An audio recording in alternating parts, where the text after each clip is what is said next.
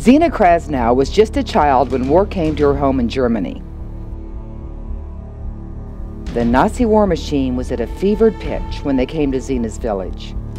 Sina's daughter recalls a story her mother told her. The Nazis were going village to village because they were taking all the farm animals, all the gold and silver to further their war power, all the art, and any young people they could find to haul off on cattle trains back to Germany to work in hard labor camps, 16 to 18 hours a day, hardly any food. Because my mother and her sisters and her mother all had dark hair, the Nazis were insisting that they were Jewish, but they really were not. So she and her sister were taken away. And so then they never saw their families again. Forced to leave her family, they were used as slave labor at a German work camp, building artillery shells for the Nazi army. Sina's sister escapes and is never heard from again. Sina recalls her life at the time. My life, it was in a concentration camp for a while. Then they put me in a labor camp because they needed labor because German soldiers was killed. And over there it was so hard work. Left with nothing but hope and God for protection, Sina waits for rescue from the Americans. The shortage of food was a constant reminder of her situation.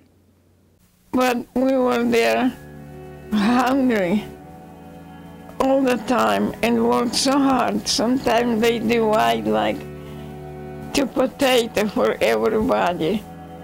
And if it happens, I got 2, but one, my potato rotten, I couldn't eat. And they wouldn't replace it, and I just have 1 potato. And so I dream so many times somebody giving me sandwich, always sandwich. And I will get it, and I know I'm hungry, and I was so happy, and I just bring to my mouth. And I wake up, it was just a dream. Finally, the tide of war has turned. The Allies advance on Germany. Sina's daughter recalls the event of her mother's liberation and when Sina first met her future husband. When the Americans bombed all the camp gates, then one of the camps was hers, and they all went rushing into the forest.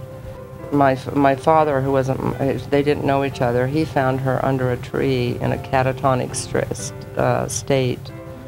She was so terrified from the bombing. And so he took her under his wing, and so now they're refugees. They couldn't go back to Russia, otherwise they'd be sent to Siberia as a punishment for working for the Germans. They were in the refugee camps for almost 6 years.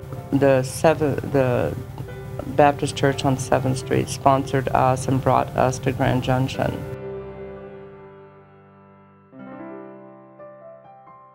Sina is now 86 and lives in Grand Junction.